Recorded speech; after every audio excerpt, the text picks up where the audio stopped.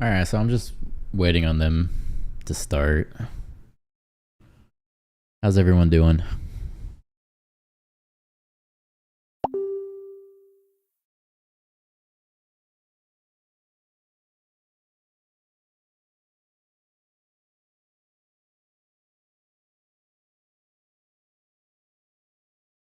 After this one, at 2:30, there's a Pentagon briefing about staying out of election politics, mainly pertaining to Venezuela, I'm assuming. So I might check that out, depending on how long it takes for them to lay out their plan for the economy.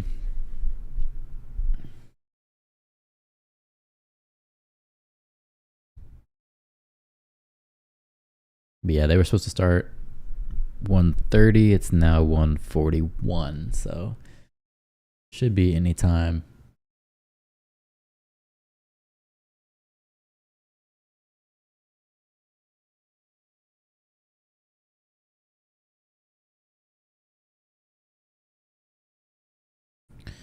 Normally, when Biden's talking, it takes a little bit longer.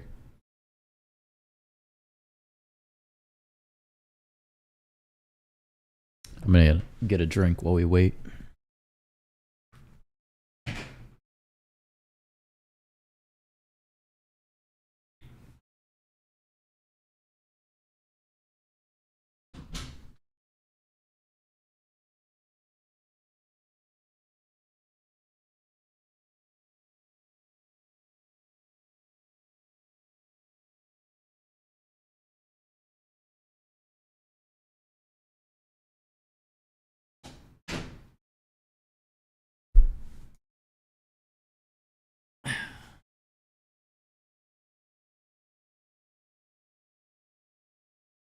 All right. You gotta have a beverage when you're watching this kind of stuff.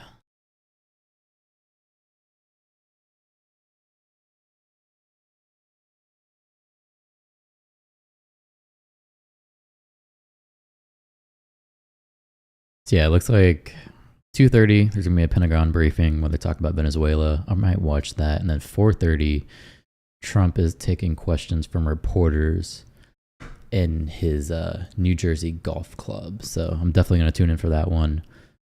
See what kind of questions they have to ask him.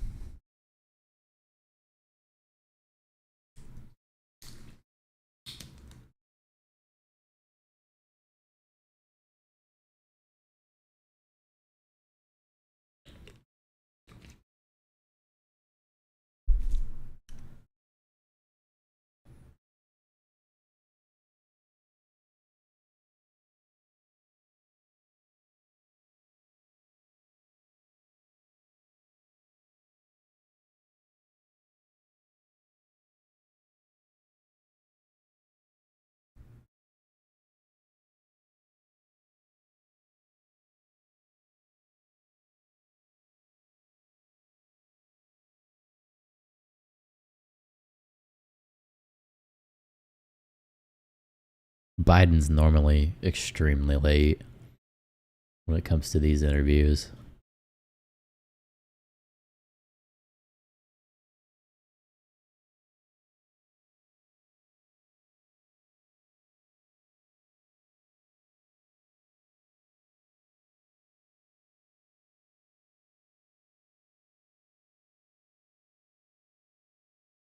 Are they on time today? No. They are 40, not 44, about 15 minutes late. This is a Biden press conference, so they have to bring out the Secret Service, make sure everything's good to go. So I totally understand where they're coming from with that. And the last couple of streams I've been starting like later. Oh, here we go. They're actually starting now.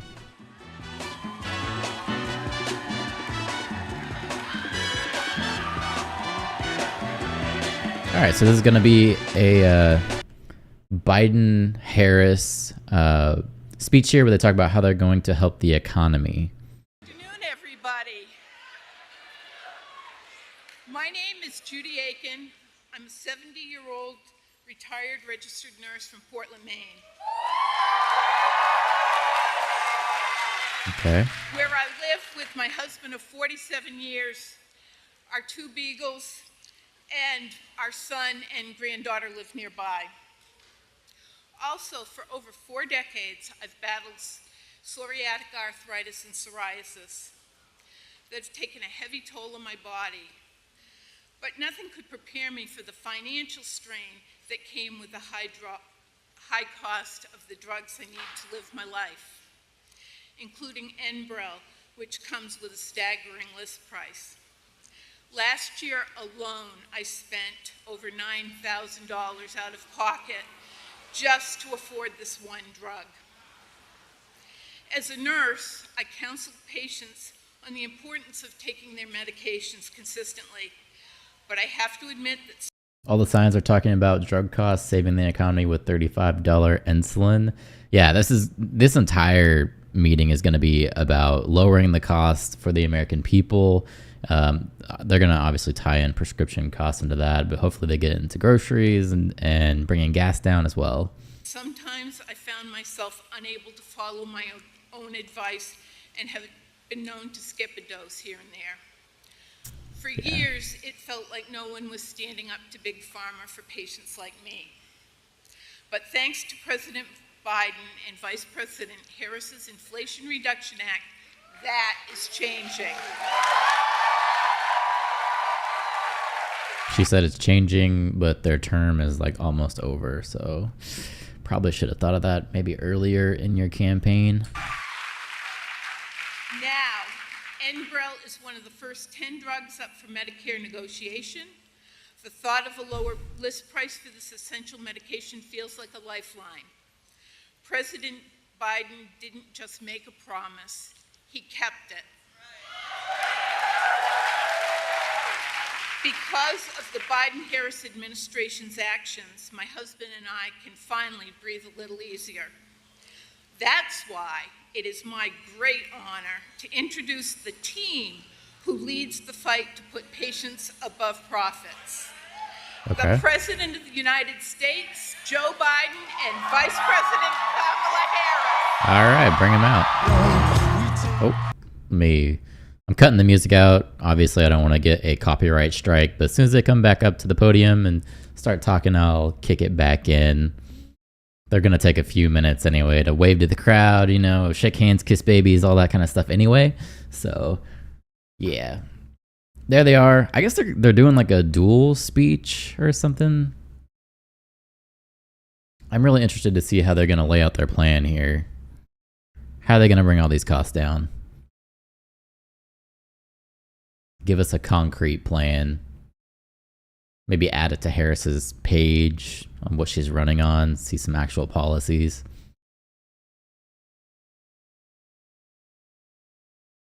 All right. Yeah, he's going to let Harris go first.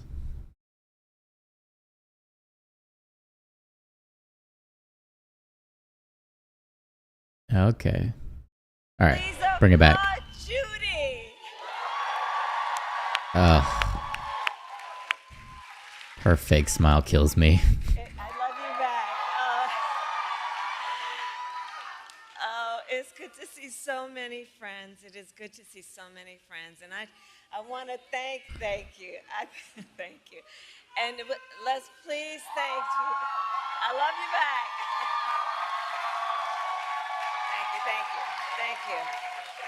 Thank you. And I know we all thank Judy for sharing her story. I think we all know it takes a very special person who has dedicated over 40 years of their life to do the work that Judy has done as a nurse, that work being what? To care about other people in a way that is about lifting them up and caring about their well-being. So Judy, we thank you so very much for being here today.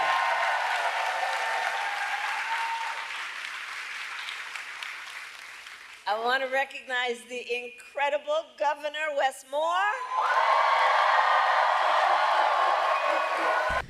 How can they say they beat Big Pharma when they gave Big Pharma $7 billion for COVID vaccines that may have not worked? It's true. It's true. Who's here with Don and their son. And I'm so thankful to you for all that you do. Didn't you say yesterday Fauci got COVID like 7 times or something stupid? In service to our nation in so many different ways. I was still trying to find it. I couldn't find it online, but that's hilarious if he did.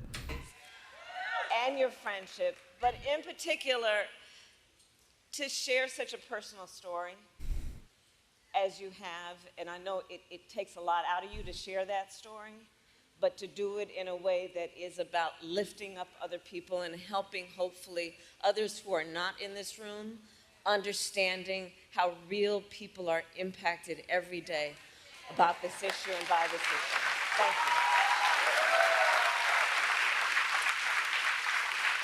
I want to recognize the people of our administration, including Secretary Becerra, who is here,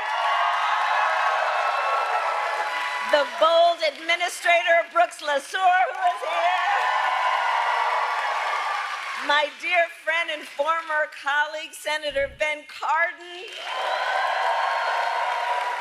Representative Barragan, the chair of the Congressional Hispanic Caucus, and Representative Mfume for all of your years of leadership. And I want to recognize your next United States Senator. He had that 3 or 4 times after 6 boosters. That's insane. Angela also Brooks. No doubt a lot of money was made off of that vaccine.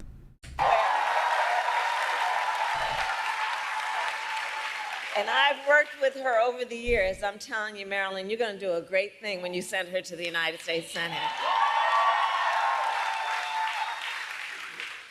And of course, I could speak all afternoon about the person that I am standing on this stage with.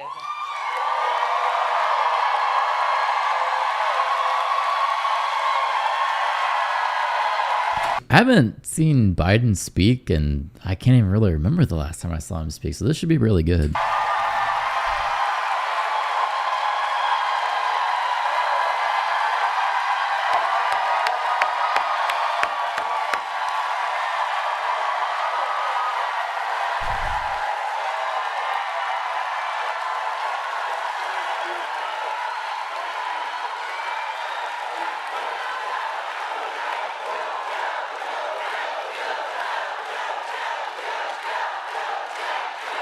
I wonder how many politicians got donations from those big pharma payments. All of them. All of them got money. Our extraordinary President Joe Biden.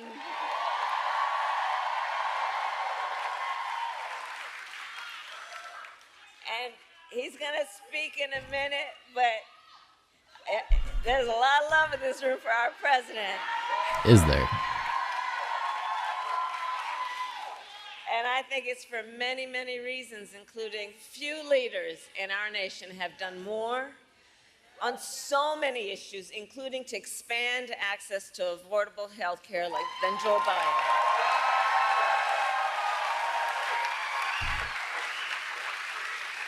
And today we take the next step, thank you, Joe, forward in our fight.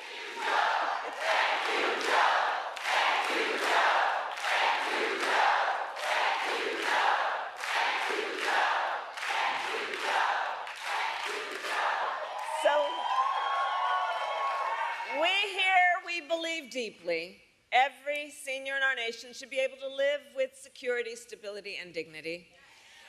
And so in the United States of America, no senior should have to choose between either filling their prescription or paying their rent. That's the subject of today. Because we know for far too long, far too many of our seniors have struggled to afford their medication. And as a result, seniors have been forced to spend their time trying to figure out how they are going to be able to fill a prescription like insulin based on the doctor's prescription, which is about saving their life, or whether they'd have to ration their pills to be able to make it stretch through a month. And why, we all know, but let's ask, why are prescription drugs so expensive? I will tell you. It's Donald Trump. Big reason is for years, Big Pharma has often inflated the price of life-saving medications. Often charging many times what it would cost to make just to increase their profits. And millions of Americans have suffered as a result. My entire career, I have worked to hold bad actors accountable and lower the cost of prescription drugs. As Attorney General of California, I took on pharmaceutical companies for deceptive marketing and illegally inflating the cost of drugs, and we won billions of dollars. That we gave right back to them. Senator, I fought to pass laws that would make health care more affordable and accessible for all Americans. And as Vice President, together with Joe Biden, our president, we finally addressed the long-standing issue that for years was one of the biggest challenges on this subject, which was that Medicare was prohibited by law from negotiating lower drug prices. And those costs then got passed on to our seniors, but not anymore.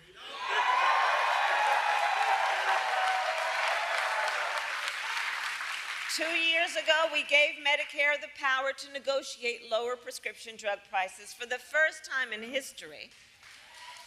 And here is why that matters. It is nearly impossible for a patient to negotiate lower prices by themselves. Just think about that. Somebody who needs the medication, who may be suffering from a serious illness, that they would by themselves be able to negotiate against a big drug company to lower that prices is virtually impossible. It's one person against a huge corporation. But Medicare represents more than 65 million people. And so Medicare has collective bargaining power. And now Medicare can use that power to go toe-to-toe with Big Pharma and negotiate lower drug prices.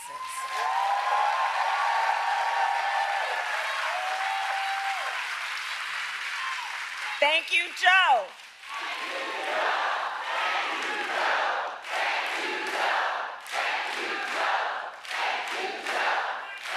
It's like they rehearsed that. And this is to the benefit of not only tens of millions of people on Medicare, but also millions of Americans on Medicare who have long-term disabilities. And understand, as a result of our negotiations, the government will also pay less than for prescription drugs. And think about what that means in terms of helping taxpayers save money, whether or not they take these medications. So all of this is to say, 2 years ago as Vice President, I was proud to cast the tie-breaking vote that sent the bill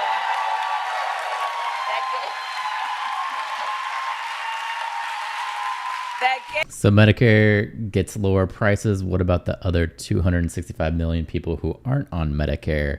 See, it's hard for me to weigh in on this because I don't get a lot of prescriptions. And even if I did, I would go through the VA and it most likely would be free for me. So I don't understand a lot of what these people are dealing with. So I don't really have too much of an opinion on it. Gave Medicare the power to negotiate and let it get to the president's desk, and I was proud when our president, Joe Biden, signed that bill into law. In the 2 years since, we've been using this new power to lower the price of life-saving medications, and now to announce the result of those negotiations. It is my eternal and great, great, great honor, I have to tell you, to serve with this most extraordinary human being and American and leader, our President, Joe Biden. Oh, of course, the music. They seem to be catering to the seniors, which is a noble cause, but more people under 65 than over. Yeah, I absolutely agree.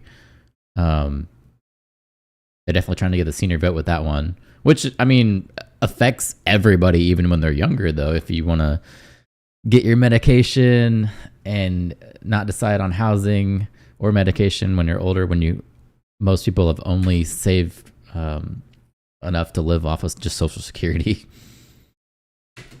I love you guys too. I want to hear this guy speak now. I've It's been a waiting while. for this moment for a long, long time.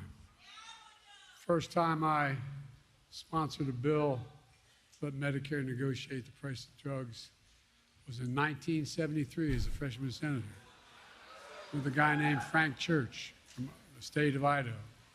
Folks, I have an incredible partner.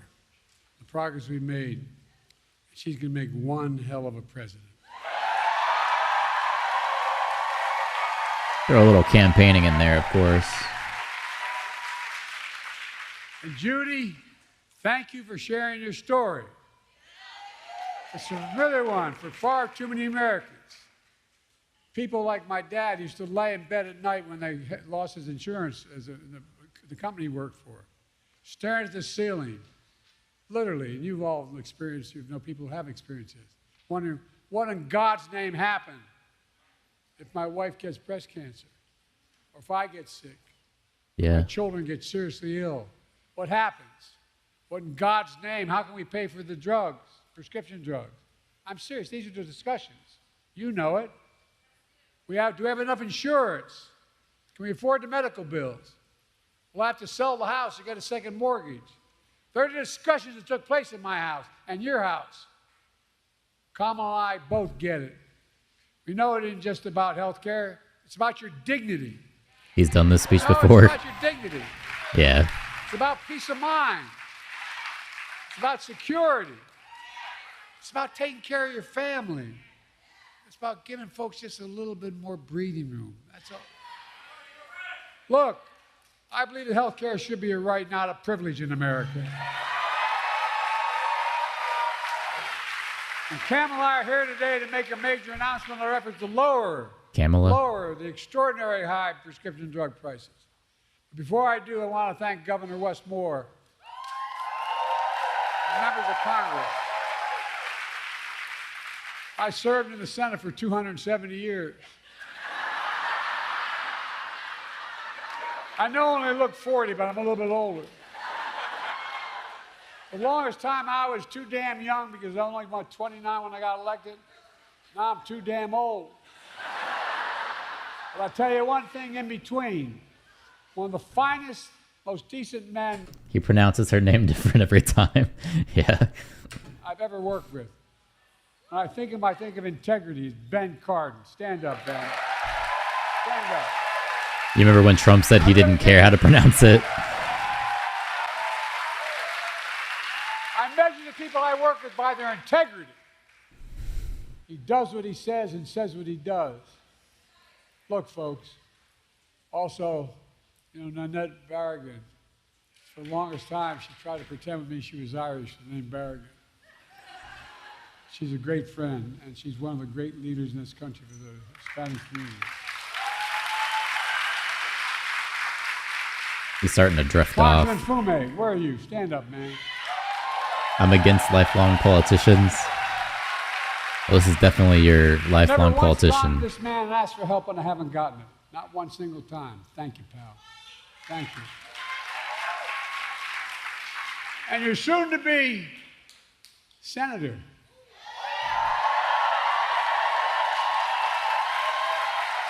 Where is she? It's a hell of a lot easier job than being a county executive. I was a county official. They expect you can solve every problem. You don't have the authority to do it. You don't have enough money. Yep. But I'm looking forward. I told her I campaigned for or against whichever helped the most. Along with members of my administration, Javier Becerra, HHS, Administrator Brooks LaSalle, CMS administrators here today. And let me say something. We're all thinking about my good friend, and he is a really good friend for a long time, Steny Hoyer. He represents the western shore of Delaware. You all think we're kidding. We have that fight all the time. I wish him a speedy recovery. I understand he's doing well. Folks, this is a fight all of us have been fighting for a long time, taking on Big Pharma.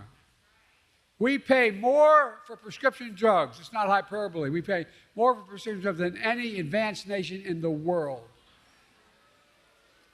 I could take you out on Air Force One, and if you have a prescription from a drug company in America, and fly you to Toronto, Canada, fly you to Paris, France, fly you to Belgium, fly you anywhere around the world, and get you the same prescription filled for the same company for 40 to 60% less than we pay for it here. I thought this was going to be about their plan for lowering costs of prescription drugs, also just dealing with inflation in general. But so far, I haven't heard any policies at all. Too many Americans can't afford the drugs they badly need for life and death. So they skip doses, cut pills in half, forego prescriptions entirely because the prescription drugs are totally unaffordable. The woman you all met, the nurse you just met, she paid $900 a month. Well, guess what, man? Didn't they outlaw importing prescriptions from Canada? I don't know. Let me look. 9,000. She's going to pay, guess what?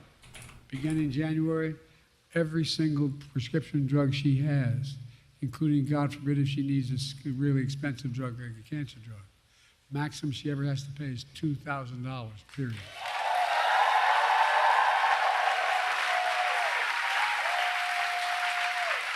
But that's why from the time I was in the Senate, I worked tirelessly to give Medicare the power to negotiate lower drug prices, just like the Department of Veterans Affairs. In fact, so I see one article from the BBC is reporting that Canada is banning mass exportation of prescription drugs. And I see states are urging Biden to allow drug imports from Canada. So maybe he did have something to do with that.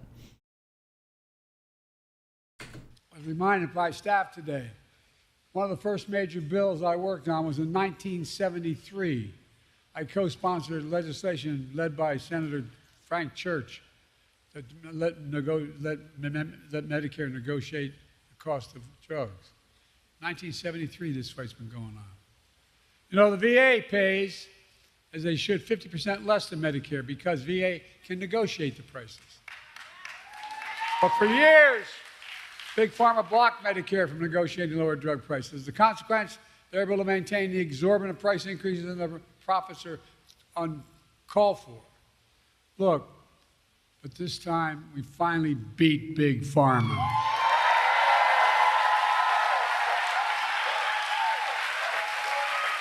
There's an article that says Biden proposes would ban online prescribing of certain drugs. So basically just saying you'd have to actually go and sit in a doctor. They're not going to let you do like a tele-visit to get certain drugs. That's the New York Times reporting on that one. I might add, with no help from Republicans, not a single Republican voted for this bill, period. Not one in the entire Congress. Now, the reason I say it is not to make a political point about them, not if they have gotten their lesson, but guess what? Oh, that was rough. He's crashing quick. Someone get some Adderall. Yeah. The guy we're running against. Damn. What's his name? Donald Dump or Donald Dump. They want to get rid of this, what we passed. They're fighting to get rid of what we've just passed. No, I'm serious. No help from Republicans passed the Inflation Reduction Act thanks to the tie-breaking vote of Kamala made it possible. Folks, it really matters.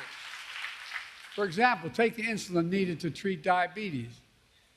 The guy who invented that insulin 100 years ago didn't put a patent on it because he wanted it to be available for everybody. He didn't even patent it. Well, guess you know how much it cost those companies to make that insulin? $10, T-E-N. That's the God's truth. $10, number one. Number two, to package it and ship it, you might get it up to $13. But they were charging up to $400 a month for it. But now they can't charge more than $35 a month.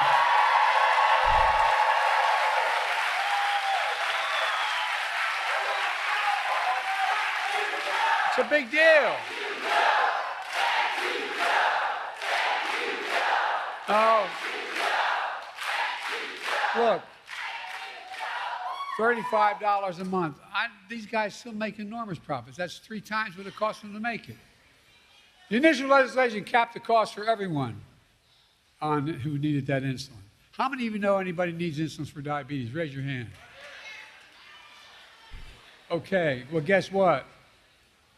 The next 3 months we got here, I'm not leaving here, and Kamala, when she's president, going to make sure if we don't get it done, everybody should qualify for that $35 a month. Every American. I mean it. Okay. So there you go. When you're saying it was just for seniors, he is going to try and make it for younger folks. The same law we wrote, means starting in January of this year, every senior in the United States of America, no matter what their cost of drugs, and like I said, some of these cancer drugs are $12,000 a year. Every single penny they spend, they never have to spend more than $2,000 a year for all drugs. All drugs. And we're going to fight to make sure everyone qualifies for that as well. Look, all together, our reforms not only save lives, but here's the point people don't talk enough about. It saves the taxpayers billions of dollars. What we've done so far will save the taxpayers over the next 10 years $160 billion. Taxpayers, lowering the debt. I mean it. Because they don't have to pay the exorbitant price that Medicare had to pay before. They're going to pay $35 instead of $400. Folks, and those savings are only going to increase for American taxpayers because it matters. Look, but that's not all the Inflation Reduction Act did. Last summer, I announced under that law, Medicare is going to select, and it's already passed law, 10 drugs a year, going up to 20 till we get every single drug every year. Drugs treat from everything from heart failure, blood clots, kidney disease, arthritis, blood cancers, and more. And today, I'm proud to announce that Medicare has reached agreement with all manufacturers on all 10 drugs selected in the first round of negotiations. The new lower prices for all 10 drugs will go into effect in January of 2026, not this January, next January. Negotiations cut the price of these 10 drugs for Judy and others who are Medicare nearly 40 to 80%, depending which drug it is. Let me give you one example. Non-insulin diabetes drugs cost $530 a month. Some of you may know that. Guess what? It's now only going to cost $115.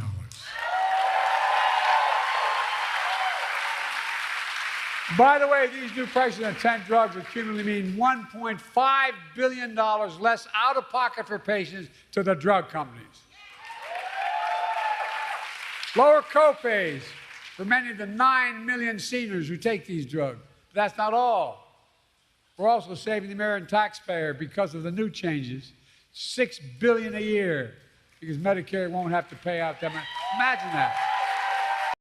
I remember someone talking about $35 insulin about 7 years ago. Who was that? I don't know. Some dude. $6 billion a year. But we could do that for child care and health care and so much more. We're just getting started.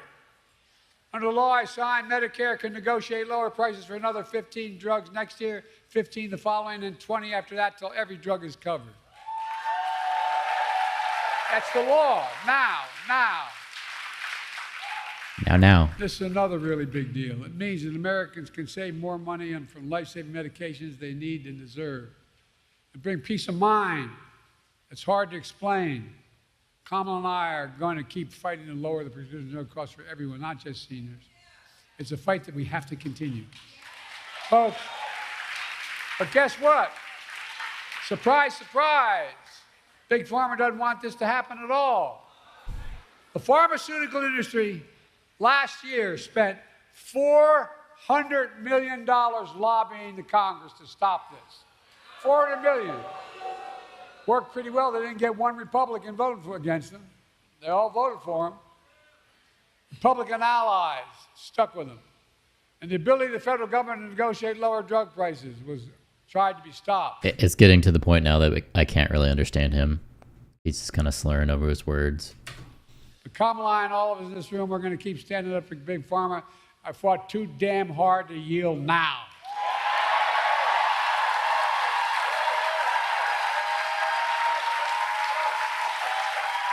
We're not backing down. And get this, you may have heard about the MAGA Republican Project 2025 plan. There we go. They want to repeal Medicare's power to negotiate drug prices. Let Big Pharma back to charge them whatever they want. Let me tell you what our Project 2025 is. Beat the hell out of them. I mean it.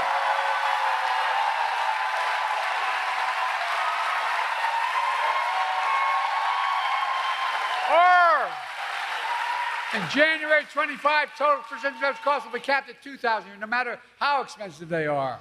And some are expensive as $12 a year, $12,000 a month, I should say. Kamala Harris and Democrats in Congress will make sure that $2,000 cap covers everyone, not just seniors as well. Insulin costs just $35 for everyone, not just seniors. Our Project 25 will lower prescription drug costs for you, your families, instead of handing Big Pharma a big blank check. And look, and in the process, this is what we don't talk enough about, I don't think. In the process, we're going to save the taxpayer. The budget's going to be reduced by hundreds of billions of dollars. Hear me? Hundreds of billions of dollars. Just the first year, the first thing we passed, is $160 billion less that the government's going to have to pay out to farmers. But guess what? It can pay out for education, it can pay out for health care, it can pay out for so much more, or it can just simply reduce the deficit. He has exploded. Folks, that's what I call a win. Folks, there's more. My predecessor and his MAGA friends in Congress tried to repeal the Affordable Care Act, which is different. Obamacare. They tried to repeal it over 50 times. We stopped them. Along the way, I made the Affordable Care Act even stronger, protecting a million more Americans with pre-existing conditions. And guess what? There's over 40 million. MAGA Republicans in Congress don't want to cut Medicare. And so they want to cut Medicare and Social Security. Why? They want to give another, here's what they're proposing, just so you know what the budget is. They're proposing another $5 trillion tax cut for the mega wealthy. By the way, this guy we're running against, when he was president, he gave a $2 trillion tax cut to super wealthy. You know what that was? Here he comes. He generated the largest deficit any president has in American history. He just stated that since all this money is being saved, but not once, about lowering said taxes, this is where he's going to slip it in right here. He's going to say, Trump only cut taxes for the wealthy, and I'm about to cut taxes for you. I love these Republicans talking about cutting spending. You know, we have 1,000 billionaires in America. You know what their average tax they pay is? 8.2%. Introduced a bill to say that you got to pay a minimum of 25%. You know what that would raise?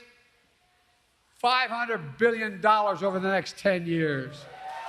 By taking more money from people. Imagine the taxes we cut for ordinary people.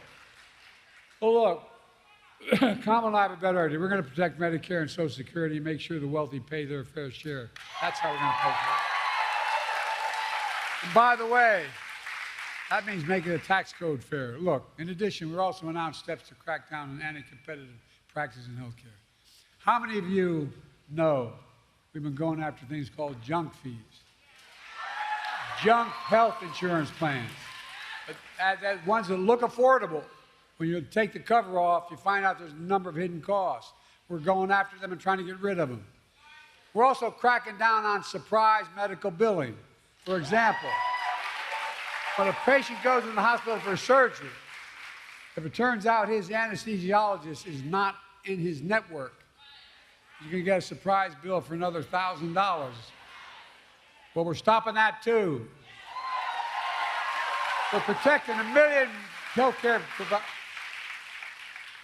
We're protecting 1 million Americans every month from unexpected medical bills. We're working to ban the use of medical debt on credit reporting. Years ago, I had 2 craniotomies because I had aneurysms. My bill, if I didn't have insurance, was in the hundreds of thousands of dollars. Well, guess what? It matters. It matters whether or not, if I didn't have insurance the rest of my life, I couldn't do anything. I wouldn't be able to buy anything, wouldn't be able to have a credit, wouldn't be able to. Now we're going to get rid of healthcare costs being on your, you have to still owe it, but you don't have to get your credit doesn't affect it. Look. That's interesting. I'm a capitalist. I have no problem with companies making money, but not by price gouging seniors and working families. I grew up in a family where my dad used to say, Joey, a job's about a lot more than a paycheck. It's about your dignity. It's about respect. And I really mean this. This is what he would say. My dad was a well-read guy. Never got a chance to go to college. He'd talk about what we needed to do for ordinary working, hard-working people. We changed the whole way we look at the economy. Used to be this idea of trickle-down economics. Even Democrats accepted it. Some Democratic presidents accepted it. That if you're wealthy, makes a lot of money, it'll trickle down to the rest of us. Well, I didn't notice a single penny trickle down on my dad's kitchen table. But guess what now? We measure everything the following way. We build from the middle out and the bottom up, and if they do well, everybody does well. Not a joke. And any money I get to spend as president, I spend it on being made in America by Americans. Americans don't like being played for suckers. We believe we should be patient, but there should be reasonable profits, not unreasonable profits. Look, let me close with this. Ugh. It's all about health care. It's about lowering costs for families. It's about fairness and security. It's about the dignity for people like Judy and millions of Americans all across the country. That's exactly what we're doing. There's more we can do for everyone. We can't give up. They told me every major piece of legislation we passed to give us the strongest economy in history and the strongest economy in the world. We got more to do for working people. And by the way, everybody does better when there's more unions.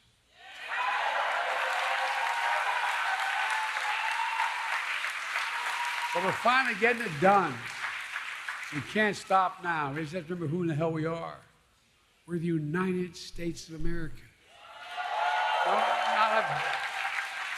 There is nothing beyond our capacity in this country. We work together. Nothing.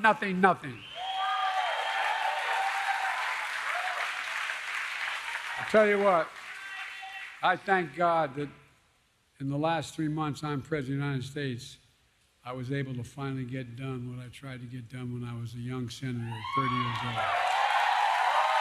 Thank you, God. Thank you. God bless you all, and may God protect our troops. That's it. I really thought this was going to be like a plan on what they were going to do to lower inflation, fix our grocery prices. They spent pretty much the entire time here talking about prescription drugs. Didn't really give too much of a plan. Did a lot of campaigning. Yeah, that was a bummer.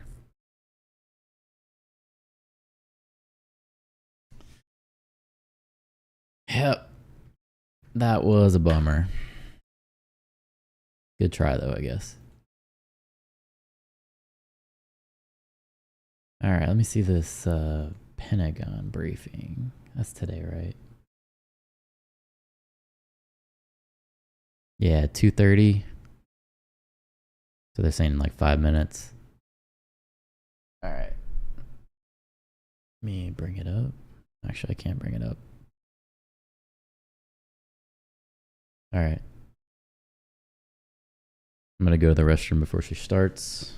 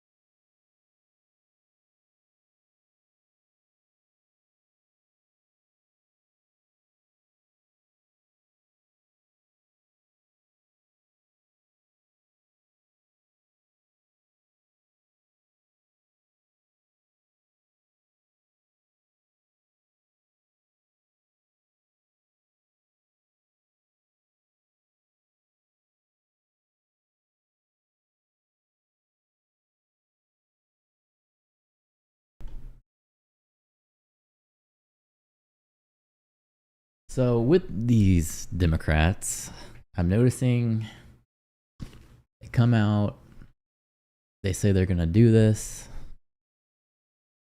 and then we don't actually see a lot of policy on how they're going to do any of it. That's just been what I've noticed so far. I'm going to do this, and then nothing happens.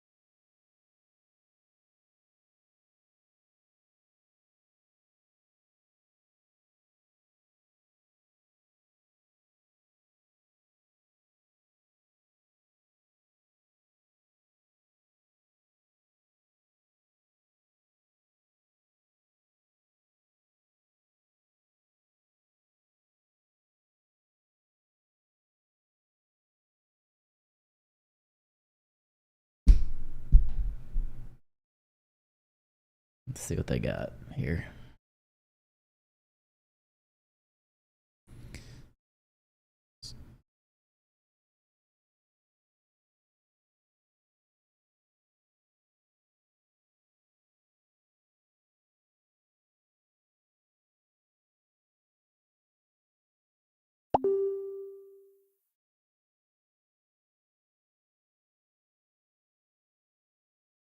So this one, it says Pentagon holds briefing as lawmakers ask military to stay out of election politics. So I'm curious to see what they're going to say about Venezuela.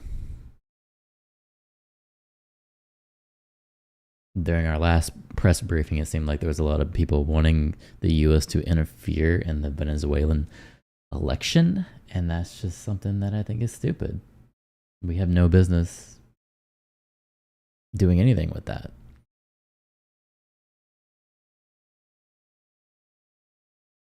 So hopefully they give some good information on that.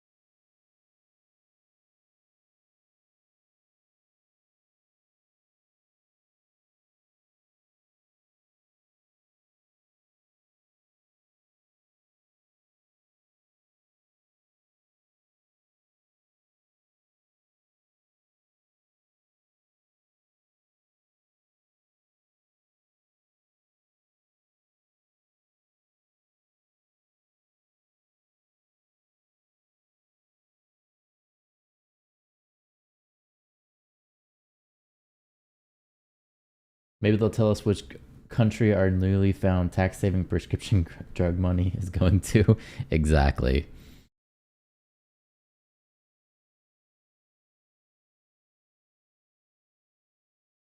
Let me see what's going on in the news while we wait. It's supposed to start at 2:30, but I don't usually watch the Pentagon briefings. I don't know how quickly they're going to start. But I got a lot of time waiting for Trump at 4:30, so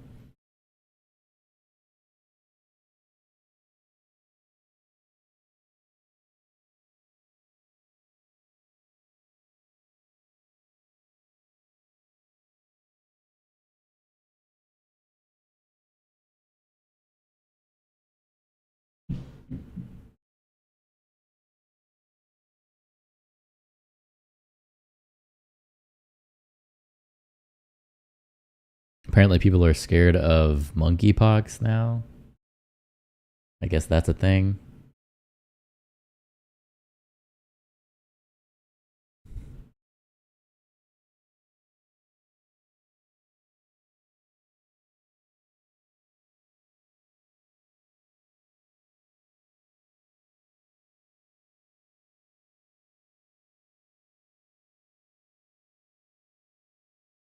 Check this out. 5 agenda. Project 2025. She's getting heckled.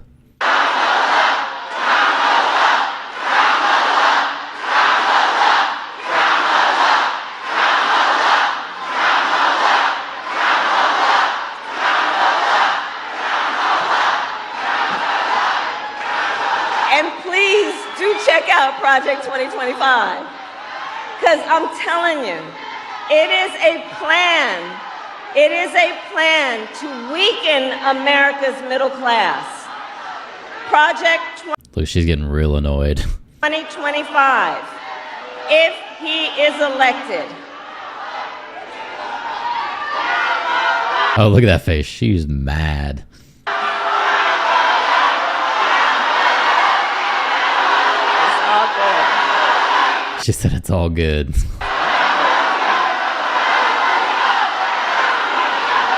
all good.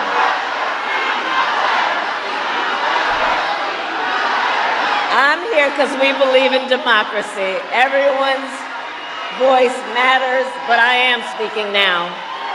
I'm speaking now. I am speaking now.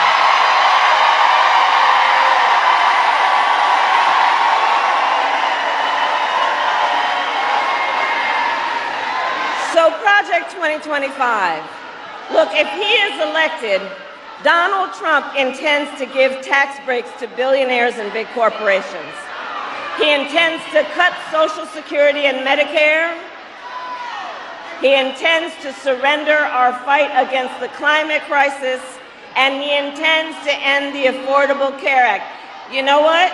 If you want Donald Trump to win, then say that, otherwise I'm speaking. I'm speaking. She's so mad. Look at her. Look at her face. You want Trump to win?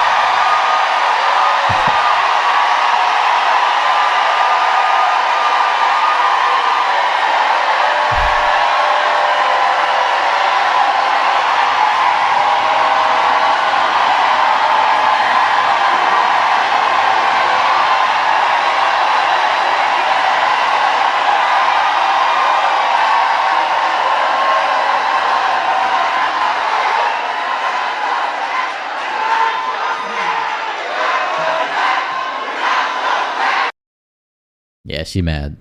She is mad for sure. Let me see. It was 2:30. They were supposed to start.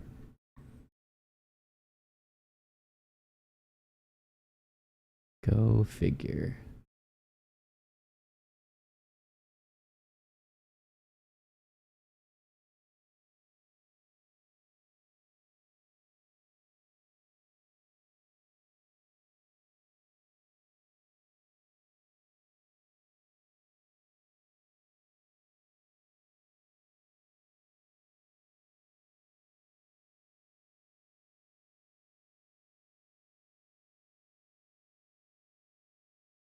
I talk about it.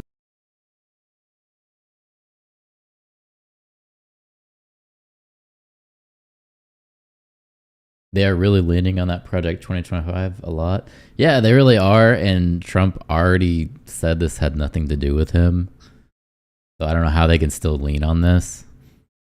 It's things like this that if we actually had a debate, she would be shut down immediately. And then she wouldn't have these little lines to go off of.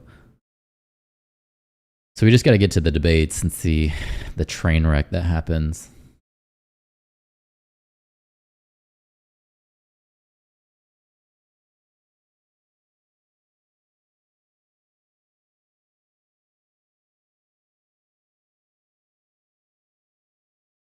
So Kamala Harris just posted this video. It's titled Kamala Harris and Tim Walz on Tacos, Music, and the Future of America. So she's posted this on her webpage.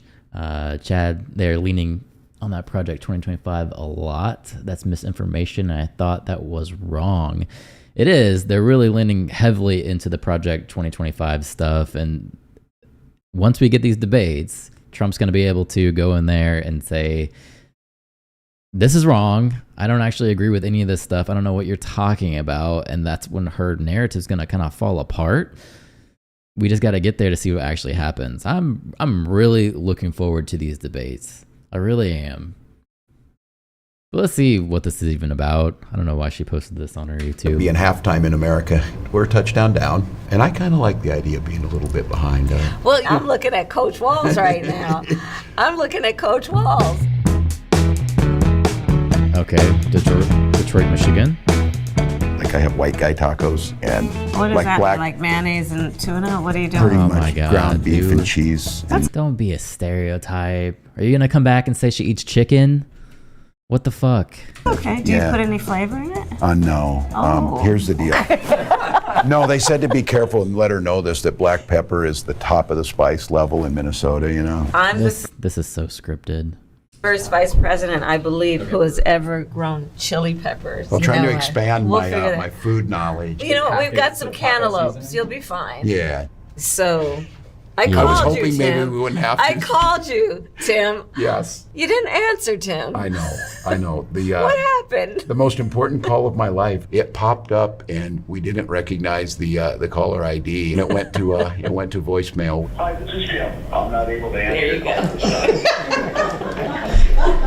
Responsible. Thank you. Hey, Tim, it's Kamala. I really want to talk to you. It is an amazing privilege for me. Also, I'm excited. I just want to be part of the excitement that you're generating. Well, we're So doing it together, buddy. fun. We're doing it together.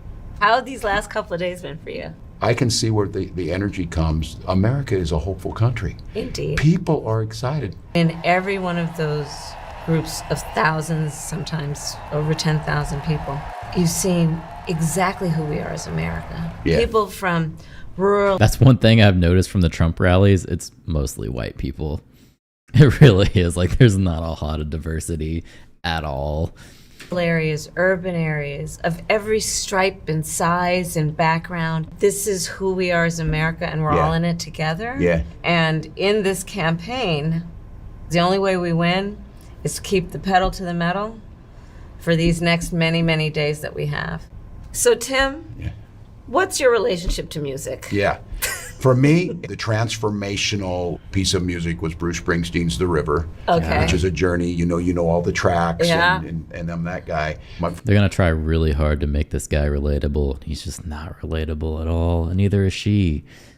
So you're telling me the previous 48 VP haven't grown chili peppers? What are the odds? First car, it's the summer 1980, been saving up. I buy a 1973 orange Chevy Camaro, got an 8-track player in it. Oh, wow. Previous owner left Bob Seger's Night Moves in there. I listened to it, and it's kind of the soundtrack of my life of Detroit's own Bob Seger. But what's really great about this is I have a 79 International as my car. It's got an 8-track player in it. I have the very 8-track to this day. You're kidding No, me. and no, but how about you? I grew Wow. up, so all these albums here, I mean, Aretha, my mother had every Aretha album, and like our Christmas gift to my mother, her birthday gift was always like, what's the latest Aretha Franklin record? So it's on vinyl in your house as a all of it. Wow. All that and Stevie. And then Miles, and my dad loved jazz, and so it was Miles, it was Coltrane. One of my personal favorite musicians for when I was younger was Prince. Oh. And of course from your Oh, from my- your estate. Yeah. And he, in fact, I'll tell you, so my husband Doug and I'm more of a hip hop girl. Yep. He's more of Depeche Mode. Oh yeah. Oh, about the same but time. yeah, I'm sure you no, and no, he of like the same course. music. Of course. So. But Prince, God. in the Venn diagram of things, Prince, he and I love the same, because, I mean, Yeah. talk about how Prince was with that guitar, man. I almost know by heart every one of those songs. I feel like a trip to Paisley Park is going to happen here if the staff it's is on my bucket list. She's pandering hard. I agree. And young people are not going to relate to any of this. I'll tell you that. Tell me about your dad and his influence on you. Yeah. He served our country. You have served for our country for so many years. Yeah. I was 19. My little brother, I think, was eight or nine when he passed. He was a chain smoker. Just addicted. They got a Korean War era, and Yeah. that generation of men pretty stoic. After he died, my mom was a stay-at-home mom. She became our rock, and now she had to go out and get work because the medical bills broke her. And Social Security and Social Security survivor benefits. We're fine pulling ourselves up by our bootstraps. We had no boots. That's the boots. And it's survival, We paid literally. it back. It is survival. We all paid it back. So programs that are just fundamental to keeping people from dropping into poverty, but to live with dignity. You keep talking about that. We got to help people get through a hard time. We can't have a country and policies that let people fall Paisley Park is in Minnesota and not Michigan. Yeah, they could use a better script writer for this. through the cracks. Yeah. I love what you have done with your life. You were coaching a high school football team that was winless. Yes. And you came in, and so they were clearly the underdogs. And it's what happened? Yeah, it's a team, and I It's like the movies. had great coaches with me, and we were friends, and we buckled down. And look, I was a fairly big school, but nobody wanted to play because they hadn't won. And this group of coaches said, first and foremost, we gotta build the team. We gotta go out and find people. So we invited them in, and I'll be honest, the first year we did not score a touchdown until the last game of the year. We got shut out in every game. My high score until the final game was my defensive tackle because we got a safety in one game.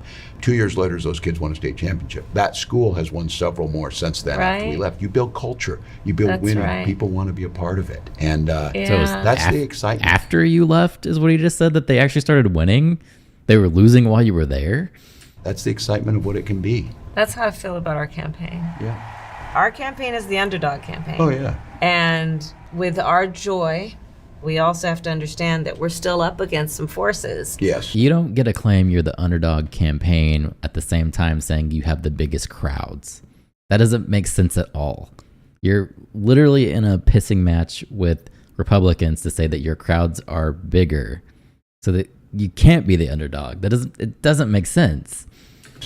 That are trying to divide our country. It pains me the kind of division and the stoking of divisions that has taken place, Yes. right? And when we can remind people and create a space for everyone to come where they see each other That's and the say, magic. hey, They're we're all getting- in this together. It almost feels like everybody's coming out of their house after a blizzard and, a Minnesota reference, and you shovel out, and then you start talking to your neighbors. Yeah. How was it the last couple days or whatever it might be? They're re-energizing, and they're looking for their neighbors. We keep saying, That's keep talking right. about the Yeah. promise of America, and we say, take care of your neighbor.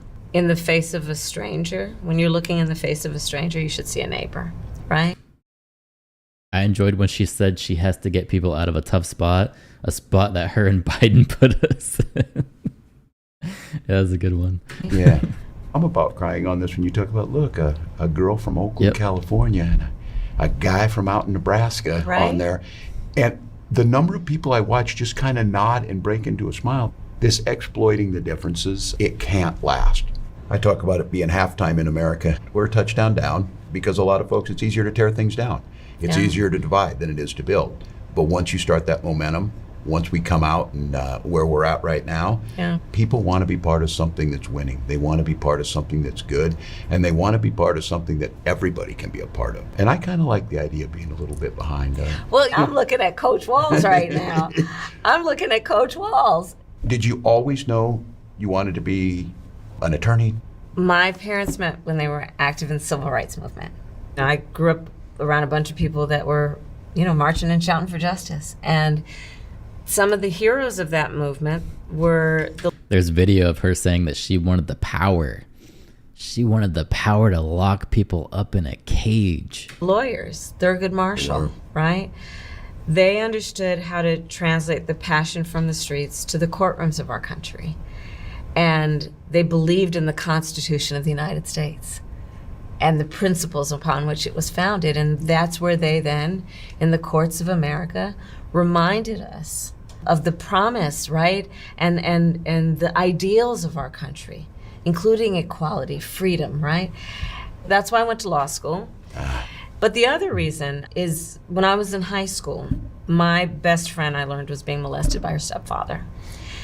And when I realized what was happening, I told her, you have to come live with us. I called my mom. I have to tell you, Tim, it was the first time that I realized how not everyone can take their safety for granted. Yeah. And what we should all feel as a sense of responsibility to protect people from harm. Yeah. So that's why I decided I want to be a prosecutor. Wow. And later take away your gun so you can't protect yourself. As a prosecutor, I prosecuted homicide cases. I prosecuted a number of different types of cases, but I specialized in child sexual assault cases. And one of the things I did was create a whole unit dedicated to focusing on children who are being abused and to ensure that they have dignity in the process and justice. There's so much work that we still have to do to make sure that children have a voice. For me, that's kind of with me. Get in as a teacher. It's about the kids and wherever you teach. Right. Once I had my own children, it became so clear to me, and I think it made me a really good teacher. Yeah. That child who came through the door was somebody's most special thing in their life. Absolutely. Thinking of a parent dressing And make people stay longer in prison to help with the wildfires. their little one up and sending them off to school so proud of them. I wanted to come through that door and just lift them up, that sense of service. And It's it's great to be interesting, in two different Detroit. parts of the country, two different lived experiences, but all coming to that same goal of everybody Yeah. getting a fair shot. Well, I have to tell you, Tim, even though you and I grew up in different parts of the country, you remind me of the people I grew up with. Hardworking folks, plain speaking, Yeah. people who know the difference between right and wrong Yep. and care, love Isn't she insulting him by saying he's plain speaking? thy neighbor in the most authentic and true way. Yeah. Those are the folks I grew up with, and I know that's who you are, and I'm so glad we're doing this Well, together. I'm proud to be with you. All right, so there's your daily dose of Democrat propaganda. I'm going to get me some Republican propaganda later on today, so we'll see how that goes.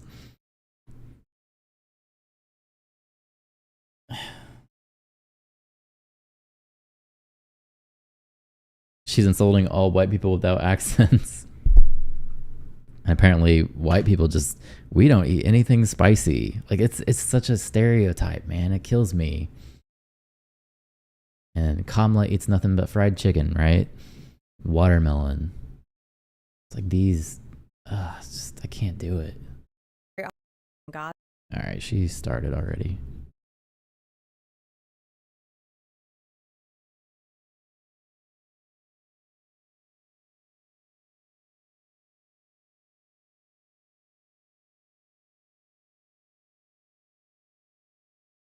All right, so this is your Pentagon briefing. They're supposed to be talking about if America should interfere in the Venezuelan elections. Obviously, they shouldn't, but people ask stupid questions. So we'll see what questions they have to ask her. A few things at the top, and then happy to take your questions. Yesterday, Secretary Austin spoke with his UK counterpart, Secretary of State for Defense John Healey, to discuss a range of regional and bilateral issues. The two leaders discussed their close cooperation to address shared challenges, including countering Russian aggression in Ukraine, the ongoing instability in the Middle East, and cooperation Why is in this the is this Indo-Pacific. mono for you guys? Secretary Austin and Secretary Healey reflected on the strength of the U.S.-UK defense relationship and committed to continue working together on their many common priorities. Let me see if there's a better Separately, stream than Secretary this. Austin That's also going to kill me because it's only on one side. Let's go back to...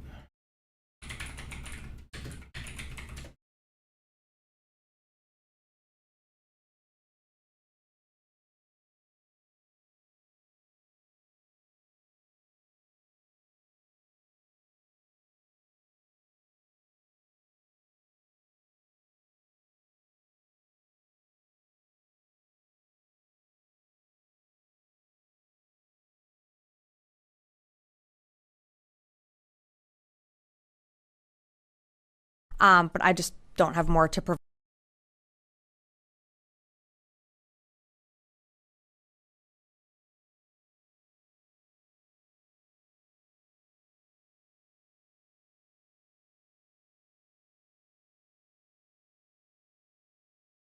All right, so here is the Pentagon press brief where they're supposed to be talking about if we should interfere in Venezuela's election. Chad says, I thought the U.S. was already interfering in the Venezuelan elections. I haven't heard anything concrete yet, but I'm sure in some ways we probably are. Let me go, where is she? She's right here. his UK counterpart, Secretary of State for Defense John Healey, to discuss a range of regional and bilateral issues. The two leaders discussed their close cooperation to address shared challenges, including countering Russian aggression in Ukraine, the ongoing instability in the Middle East, and cooperation in the Indo-Pacific. Secretary Austin and Secretary Healey reflected on the strength of the U.S.-UK defense relationship and committed to continue working together on their many common priorities. Separately, Secretary Austin also spoke by phone yesterday to Ukrainian Minister of Defense Rustem Umerov regarding priority security assistance efforts and Ukraine's ongoing operations. Secretary Austin and Minister Umerov also discussed the strong support from allies and partners in helping meet Ukraine's urgent military requirements. Minister Umerov provided an update on battlefield dynamics as well as the impact of Russia's continued attacks in Ukraine. And the full readouts of both of these calls can be found on defense.gov. And finally, the department continues to closely monitor the situation in the Middle East.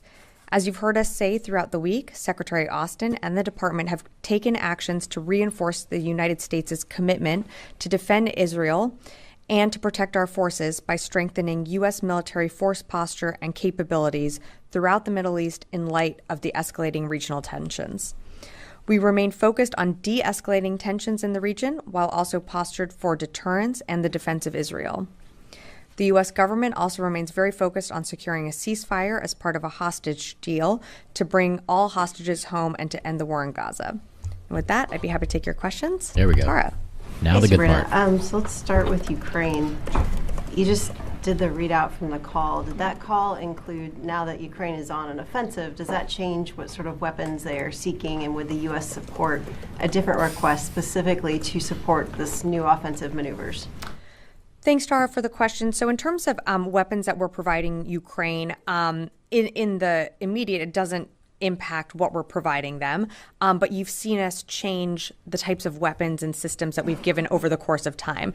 And certainly since the war began back in February and our first security assistance package rolled out, the types of artillery, the types of equipment that they were getting, you've seen that change and evolve over time to where they have sophisticated long-range capabilities, along with, we're training their pilots on F-16s. So you've seen us modify and give different capabilities over time, and we reserve that right to continue to do that. So has anything changed from the U.S. decision on supporting Ukraine? If it continues to push in further, will there be any sort of limitations on what Ukraine can or cannot do with the systems that the U.S. has provided? So won't get into engaging in the hypothetical, but what I can tell you is that we're in touch with our Ukrainian counterparts. As I mentioned at the top, the secretary had a call with his counterpart yesterday. We're always assessing what they need on the battlefield to be successful. And we believe the capabilities that we continue to provide them you're seeing those successes come to fruition as they continue to fight along the east and sort of the northern southern part in that eastern area in Ukraine. So we're committed to providing more presidential drawdown packages. I think the most recent one was as of last week. We're going to continue to do that. If there is a change in capabilities or anything that we're providing them, This lady's voice is much more tolerable than KJP's. And she apparently answering questions. What's going on? I'm scared. I mean, she didn't answer what she considered a hypothetical question if they push further into Russia. I don't really think that's a hypothetical question. It seems like they're on the offense now. They should probably have a plan of what they're going to do. What limitations are they actually going to have? That was a really good question. We always read that out in our PDA packages. So we'll keep you updated on that. Okay, just one last one. Any indications that Russia is sending in reinforcements to Kursk?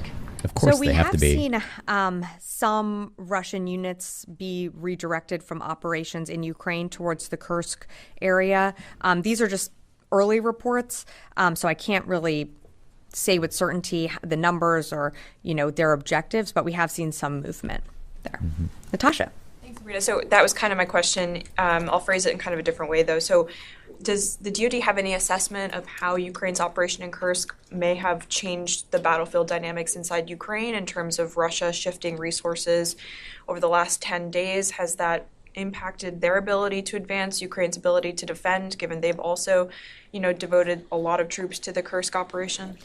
So right now, what I would say is it's still too early to tell. And we are, the secretary had a call with Minister Umerov yesterday. Throughout the department, we are engaging with the Ukrainians, trying to get a better understanding of their objectives. So I don't have more for you right now. It's something that we're continuing to engage on, we're going to continue to monitor, but I'm just going to have to leave it at that right now. Does the secretary support the operation, given that he spoke to Umerov and now, probably has a better understanding of what they're trying to achieve? Well, what I can tell you is that we're still trying to learn more about it. We're still trying to learn more about what their objectives are. So I'm not going to get further into what they discussed on the call or our support. What I can tell you is where we are supportive, and that is Ukraine continuing to defend itself. And that's why you've seen us provide packages at the rate that we do and at the consistency that we do. And that commitment hasn't changed. And the president has been clear that we're going to stand with Ukraine for as long as it takes. So I think we'll just leave it at that. Yes, over here. Yeah. Thank you so very much. I have two questions, one on Iran, one on Afghanistan. Let's start with Iran. Ayatollah Khamenei, the supreme leader of Iran, yesterday said that non-tactical retreat in any field, including the military, leads to God's wrath. How does the Pentagon interpret that?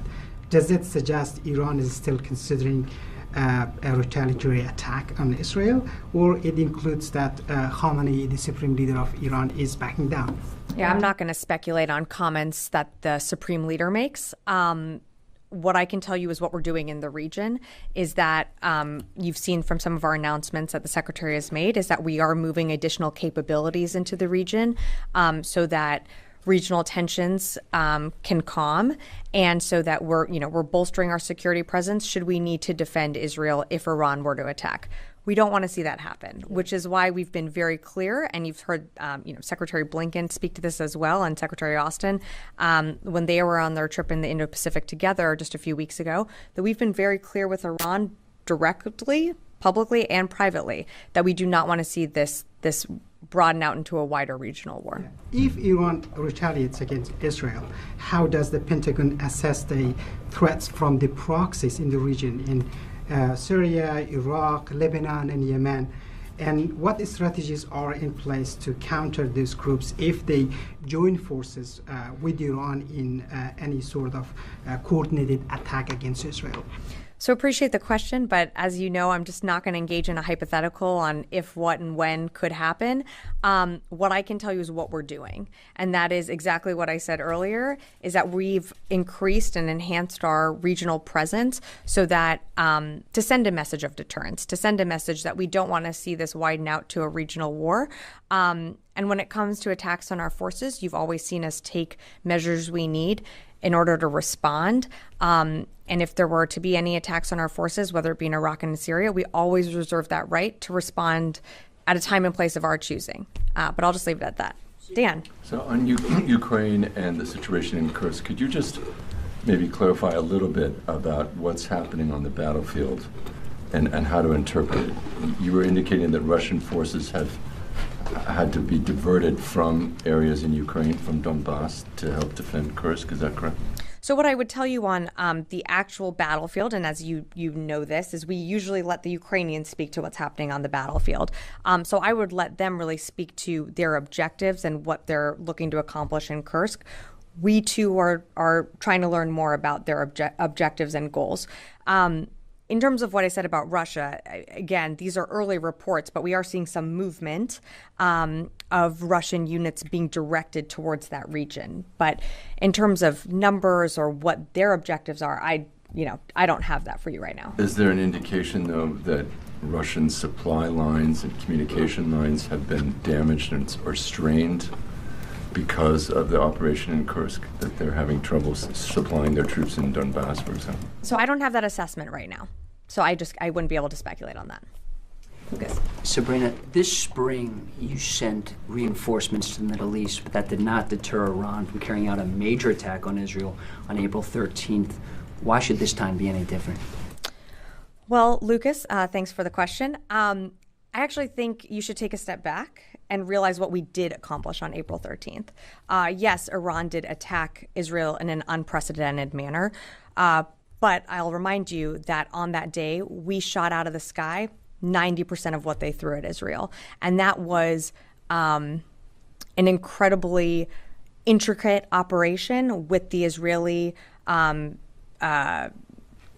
military, our military, and our partners and allies in the region.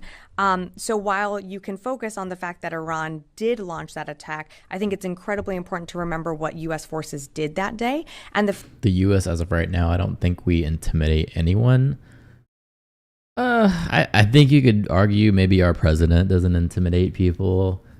I think people are still intimidated by the U.S. military. Fact that we will stand with Israel again and have said that very publicly and privately. So why, getting to your question of, what's to stop Iran doing it again? Well, Lucas, we demonstrated our air power on that day in quite a professional manner. And again, I'd point to the fact that, over 90% of what was shot towards Israel was taken down by either our forces or partner forces or Israeli forces. So if I were Iran, I'd be thinking about that. And as you've seen, we're moving the aid to the region. We've accelerated her movement into Central Command. And I'll just leave it at that. So just to be clear, the message to Iran right now is if you launch another major attack, the U.S. and its allies will shoot down these missiles and drones. That's the message. I don't think we've actually been delicate in our messaging to Iran. We've been very clear that if Israel is attacked, we will come to the defense of Israel. You saw us do that on April 13th. I'm kind of paraphrasing what you're saying there. We will do that again. Should Israel be attacked, we absolutely will come to Israel's defense. Does part of that defense of Israel also include potential strikes inside Iran? Yeah, so I'm just not going to go into any hypotheticals, Lucas, but I appreciate the question. Janie. Thank you, Sabrina. Two questions, two questions on Russia, Iran, and North Korea. Former Russian Defense Minister Sergei Shoigu recently visited Iran and promised missile support to Iran. Normally, Iran provides Russia with weapons to be used in the war in Ukraine. Will this affect the war between Israel and Iran and Hamas? So just making sure that I understand your question, Jane, you're asking about a visit by Shoigu to Iran and how that could impact the Middle East? Yes. So I can't speculate on that visit. I would say that I think separately, we've seen a deepening cooperation and relationship between Russia and Iran as Russia continues to engage in its unlawful war in Ukraine. So, we've seen that deepening partnership. We've seen Russia continue to seek weapons out from Iran. While I can't speculate on what this visit entails, we've seen these visits of leaders happen over the course of the last 2 years. In terms of how this plays, into the Middle East, look, Iran has a choice. I think we've been very clear on our messaging when it comes to the defense of Israel. We are going to stand in the defense of Israel just as we did, on April 13th. But I'm just not going to speculate out onto anything else. But North Korea is providing weapons to Hamas. And do you think Israel will be threatened if the arms trade between Iran and North Korea continues? Well, look, I think Hamas certainly has a network of being able to be financed by Iran. I mean, these are, Iran proxy groups engaging in acts that we saw happen on October 7th. Israel has a right to continue to go after Hamas, and that's what they're doing in Gaza. I haven't seen some of these reports that you've referenced, so I'm just going to leave it at that. Lilith, nice to see you back in the briefing room. I want to ask you one question about Bangladesh. Has the Pentagon ever sought access to the one Bangladeshi island called San Martin Island in Bay of Bengal to have some military footprint over there? have to refer you to Indo-PACOM and Central Command more on that. I just don't have more for you on that. And secondly, during this visit of India's Defense Minister Rajnath Singh next week, what were the main topics or issues which the Defense Secretary Austin wants to raise with the Indians? Yeah, so thanks for bringing that up. Of course, we're looking forward to a visit, but I just don't have more for you right now. I'm not going to get ahead of the Secretary or any meetings that he's doing. As always, we will have a readout of his meeting, but I just don't have more to provide on the front end, but we will on the back end, as we always do. The world is taking sides. It's good to know nothing bad comes out of that. I'm sure that $6 billion that Biden released to Iran is helping. I'm sure it is. 6 months of this administration, what are the things that Secretary wants to accomplish on the India-U.S. defense front? You know, I think there's many things that the Secretary has laid out at the beginning of his tenure that include always, following the NDS. That is our North Star. So our relationships with the Indo-Pacific, meeting our pacing challenge with the PRC, that, of course, is in cooperation with our partner, India. And the Secretary is coming off of his 11th visit to the Indo-Pacific. We've hosted, his Indian counterpart here at the State Department, at the White House as well. So the relationship with India remains one of great importance. It's one of great importance to the Indo-Pacific as well. And, as you mentioned, there's a visit coming up, and when we have more to share on that, we certainly will. Thank you. Yeah. By the way, thanks for fact checking on your end. It helps when talking. Definitely does. Yeah, I'll stop. Yeah. Thank you. So, I have a couple on Ukraine. So Ukraine is asking for permission to use Western weapons for longer range strikes inside Russia to build momentum during its Kursk operation. Is this something that the United States is considering? So I don't have anything more to provide on long range deep strike capabilities. We have given them capabilities and sort of worked with the Ukrainians on setting those parameters, but those haven't changed. Why is this still considered to be escalatory, given that there has been no major response from the Russians to the incursion of Ukrainians into their territory? I mean, it seems like that every red line that Russia draws, Ukrainian military is erasing now.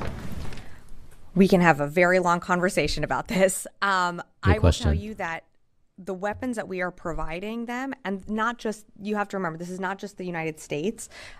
This is a coalition of countries coming together through the UDCG, providing weapons and capabilities and support to Ukraine. We believe the best way that they can be effective on the battlefield is by knitting those capabilities together and continuing to push forces back to regain their sovereign territory.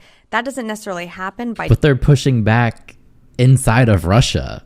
That doesn't make sense. Doing long-range deep strikes within Russia. And of course, we're worried about escalation. So just because Russia hasn't responded to something doesn't mean that they can't or won't in the future. And that's something that the administration is always weighing.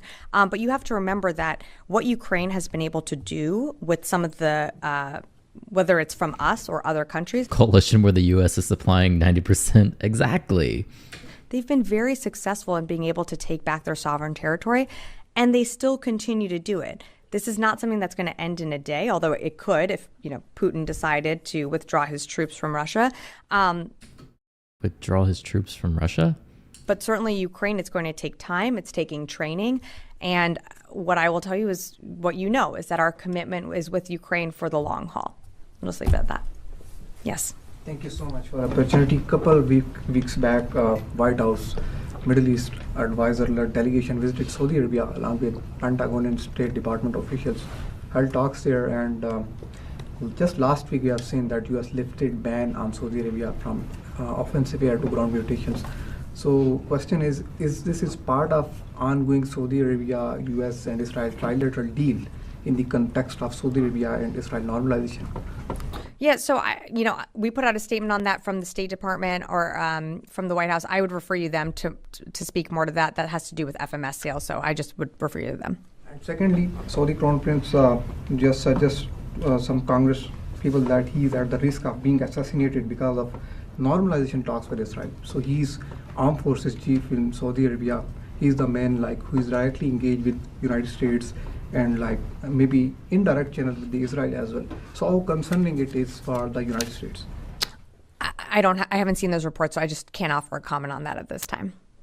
Yeah, over here. Yeah, thank you, Sabrina. Yesterday, State Department's deputy spokesperson told me at no point the U.S. government did discuss the U.S. military withdrawal in Iraq. And soon after these comments, the Iraqi Foreign Ministry issued a statement, and they said there are no U.S. forces in Iraq except for military advisor under the umbrella of the international coalition. And these advisors are, there's discussion to terminate these advisors in Iraq. Could you tell me, do you have any U.S. forces, troops in Iraq? So, as you know, we have forces in Iraq, and we have forces in Syria, and those forces are there to, or they're committed there to ensure the defeat of ISIS. And we work with the Iraqi security forces to do that. You know that. You've asked me about it before. So I'm not sure where the disconnect is here. If you're asking about the Higher Military Commission, those talks continue and are ongoing. And, you know, they are continuing, and you've seen us do readouts of every time those talks happen here or whether it's in Iraq, but I don't have an update on where those stand right now. And the thing is that the Iraqi government says that there is no U.S. forces there advisor. What's the difference between the U.S. troops, forces in Iraq and the advisors? So I haven't seen those comments, so I'm not going to directly comment on that. But as you know, because we've talked about this before, we do have forces in Iraq that actually have been attacked before, which you've also asked me about. And so their mission there is to ensure the defeat of ISIS. And we work with the Iraqi security forces to do just that. So while you're referencing someone's comments, I just haven't seen them, so I just don't have more to share on that. Charlie. Thank you. Thank you, Sabrina. With the Abe Lincoln headed to the vicinity at haste, as has been repeated, it still won't be there for a number of days, so it'll be irrelevant if Iran or Hezbollah were to strike. Is the plan, the strategy to have two carrier strike groups in the vicinity at the same time and maybe have an overlap of the Roosevelt? So I'm not going to speak to timelines or how long one carrier will remain in the region and the other will depart right now. What I can tell you is, you know, the secretary directed the Lincoln to accelerate towards the Central Command area of responsibility. And while I'm not going to engage in hypotheticals, we believe that we are postured in a way that should we need to come to the defense of Israel, even if the Lincoln is not there, we would be able to do so with the carrier that we have there, which is the TR, and other destroyers that we've moved closer to Israel should we need to come to their defense. But it still doesn't answer the question why. Why speed up? What's the rush? Look, I mean, as you know, the TR, when the TR was initially moved into the Central Command area of responsibility, she was eventually going to leave. We were going to have another carrier come in and backfill. We accelerated the Abe's movement to the region because we know tensions are high right now, and we want to see them de-escalate. These are all defensive moves. They do send a message of de-escalation. They send a message of power as well, that we will come to the defense of Israel should we need to. And that's why you've seen, it's not just the carrier. You've seen us move also a squadron of F-22s there as well. You've seen us move destroyers closer to Israel. This is all done to send a message of deterrence. And I'll leave it at that. Give us an update on the USS Georgia. The latest update that I have is that she's not in the Central Command area of responsibility right now. Not yet. Yes. Thank you, madam. Two questions, please. One, unrest in Bangladesh still continues. As far as U.S. military is concerned, have they ever, if Bangladeshi military have ever asked any help from the U.S. military in those arrests, or before or now? Not to my knowledge. We have not received a request for assistance, but also that I can't speak for State Department, so I'd refer you to the state to speak more to that. And second, madam, today is India's 77th Independence Day. And yesterday, India shown to the world military might on the streets of Delhi, and including Defense Minister Mr. Rajnath Singh, that like Lalit said is coming this week in Washington, was also there. My question is, as far as U.S.-India military-to-military relations are concerned, this will be his first visit in Washington at the Pentagon after a long, long time, and now third term of Prime Minister Modi. And this will be visit first time after Prime Minister Modi visited Moscow, military-to-military relation between India and Russia. So how the military-to-military relations now will be India and U.S. and now India and Russia. We still have great military relationships between our two countries. The secretary, visited India on one of his trips to the Indo-Pacific, as I told Lalith earlier. But, India is an important partner when it comes to the Indo-Pacific. And much of the NDS that continues to guide this department is focused on the Indo-Pacific and our pacing challenge of China. And India has shown to be a great partner in that. So our mill-to-mill relationship is strong. Ahead of a visit, I'm not gonna get ahead of that. We will always have a readout, but I'm not gonna get ahead of the secretary. Thank you, ma'am. Yes. Me or no? Go ahead. All right. I want to ask Charlie's question a little bit differently and I was broaden it out. definitely pointing to this gentleman over here in the blue blazer. Noah, we'll come back to you. Go ahead. Oh, geez. Yeah. Sorry, Noah, I'll come back to you. Sorry, I just mistook. Also on deterrence Uh-huh. forces, so same topic. Has the force posture changed for those forces that have been moved in the region in light of the ceasefire negotiations ongoing? And just broader, does the administration see the Doha negotiation as an opportunity to avoid a broader conflict in the region? I think certainly the negotiations to reach a ceasefire deal would de-escalate tensions and would avoid or has the potential to avoid a larger regional conflict. But it's also really important to remember that it's not just that. It's about getting our hostages home. They're still Americans that are hostages. It's also about ensuring that aid can get into the people, the Palestinian people who desperately need it in Gaza.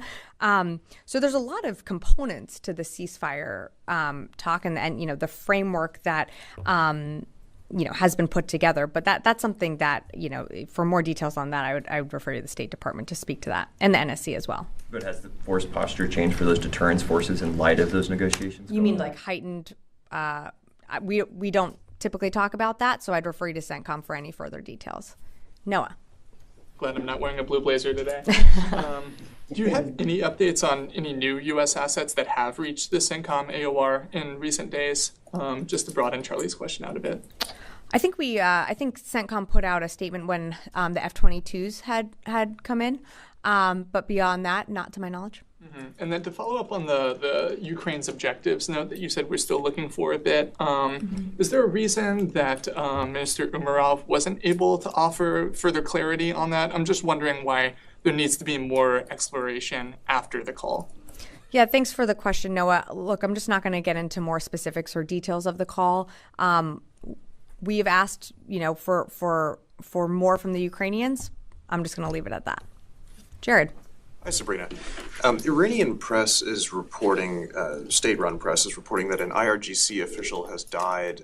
He had been deployed to Syria, and his injuries had resulted from a strike, I believe, between July and August. Not a lot of clarity there, but the Iranian press is saying that it was done by coalition forces who are illegally in Syria. Did the United States conduct a strike? Does the department believe they may have killed an Iranian IRGC official?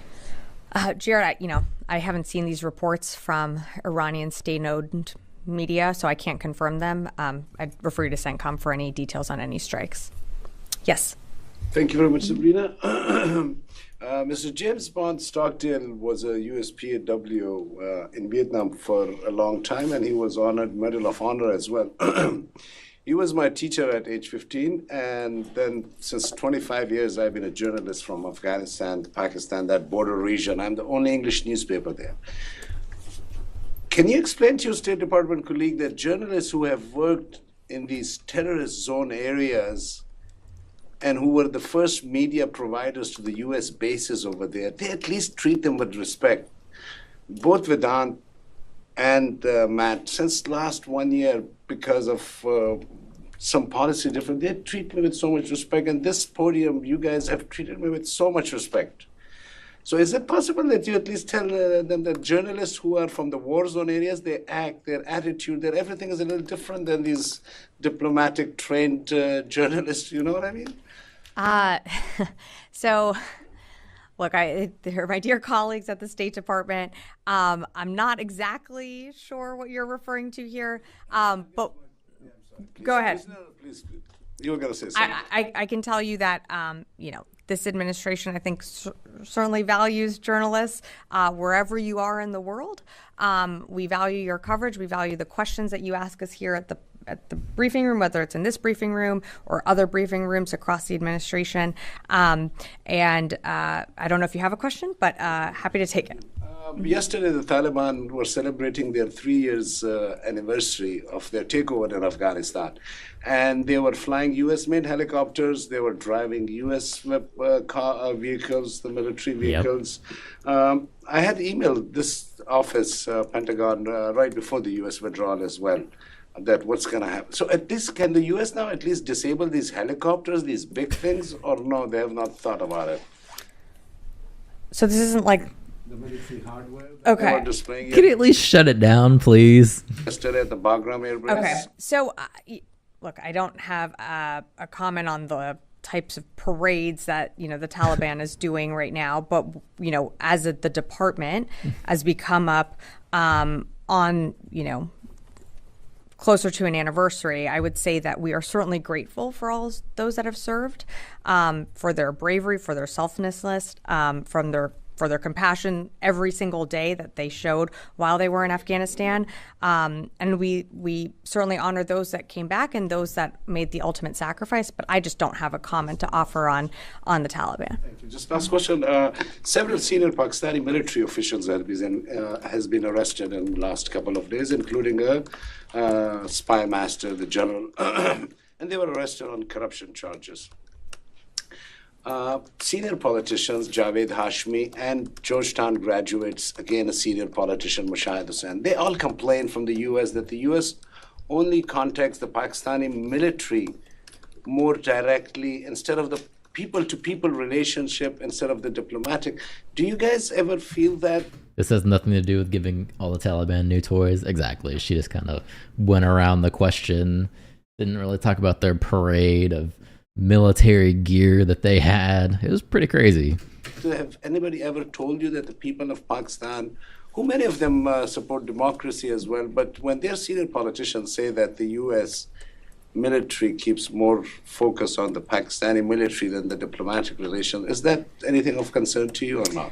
So I think two separate questions here. In terms of the reports that you're cited, where are those reports regarding the arrests? I just don't have anything for you on that. That's really a Pakistani internal matter for them to speak to. As you know, the U.S. values our partnership with Pakistan and engage with both military and civilian leaders based on mutual interests. And we remain committed to working with Pakistan to support regional stability and our mutual goals, and I'll just have to leave it at that. Konstantin. Thanks. Just a quick update on JLOTS, if you don't mind. Has the remaining aid that was in Cyprus been finally delivered, and are there any JLOTS components or personnel still in the region? Hang on. I have an update. Give me a sec. Okay. Okay, it's not working, so we're just going to wing it. No, just kidding. Okay, so in terms of JLOTS, there is approximately, I got it, hold on. There's approximately 6 million pounds of aid left on the Cape Trinity. That has not been fully distributed into Gaza yet. We're still working that through. In terms of redeployment, and this is what I wanted to make sure that I had for you. 235 soldiers returned to Joint Base Langley Eustis earlier this month. 209 sailors returned to Naval Air Station North Island last week. And an additional approximately 100 will be returning in the coming days. We expect all personnel and equipment to be coming home by mid-September. As soon as that aid is distributed, and as you know, we are committed to making sure that that aid does get distributed into the people of Gaza, but that is still ongoing. Thank you. Okay, yes, in the back. Thank you, Sabrina. Two questions. First one, do you have any new information about the possible of Iranian attack? I mean, if they move some of their assets to prepare for that attack? Because we heard that last days that we don't have anything about that. So Do you have any new information about that? Yeah, I don't have anything to provide. We certainly wouldn't get into intel assessments.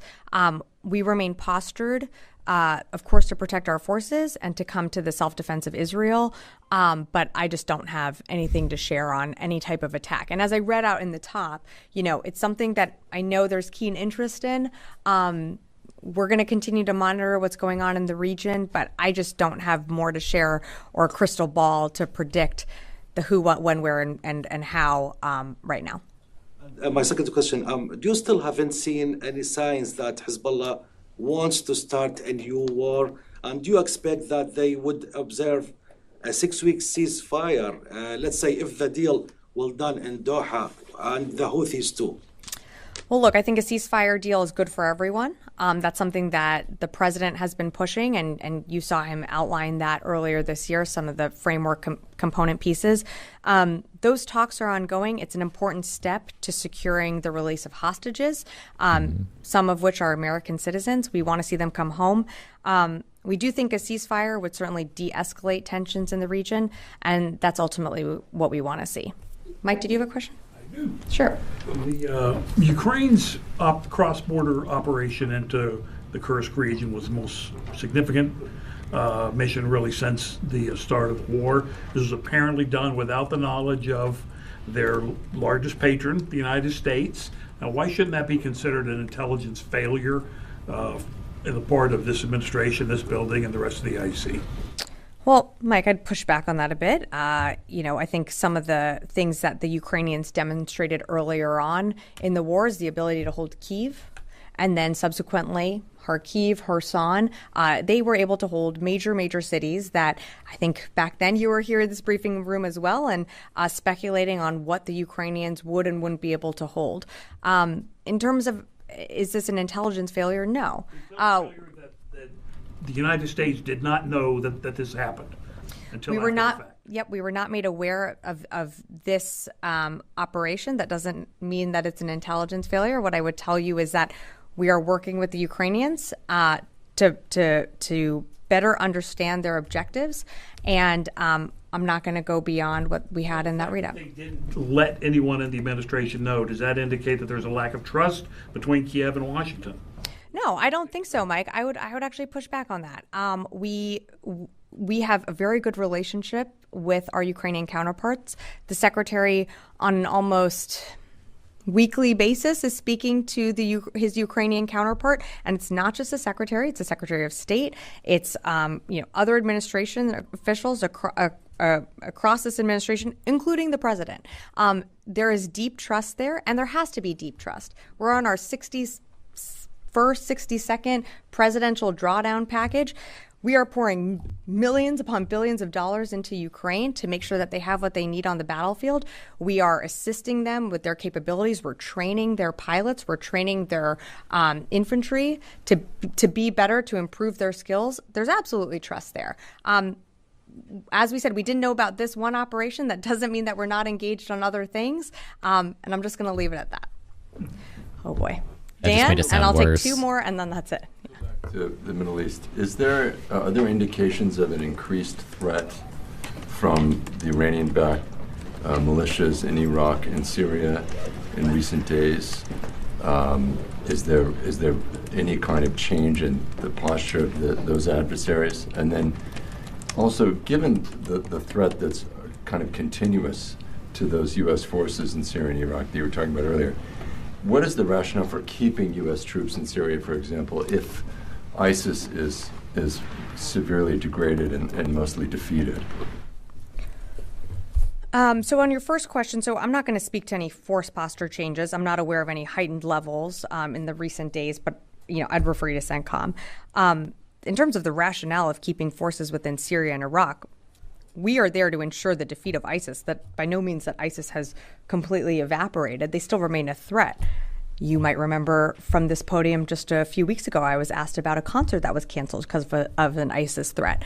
So ISIS remains a very real threat in the region and around the world. Were they the threat that they were 2014, 2016, when our forces were at the height of engaging them, and they were outside of Baghdad. No, that threat has evolved, and they have changed their tactics and methods, and become degraded because of the global coalition that we've built. But ISIS still remains a threat, and I don't think we're turning a blind eye to that in any way. Okay, two more. One, and then Charlie gets the last one. Colleague's question about ISIS. So, President Biden repeatedly said that Over the Horizon is an effective program to monitor or to control what's going on in the region like Pakistan and Afghanistan. What is the Pentagon's assessment on that? Is that effective? How does it work? And also, does the United States still control Afghanistan's airspace? Because the Taliban's defense ministry said a couple of days ago that we, the Taliban, don't have any control on our airspace in Afghanistan. And they claim that some drones are flying over different cities of Afghanistan, like Kandahar, Jalalabad, and some other areas. Who controls that? The Pentagon? Well, that seems like a them problem, not an us problem. In terms of are over the horizon capabilities effective? Yes, they are. Charlie. Yes, thank you, Sabrina. I'm just curious, going back to Ukraine and Russia.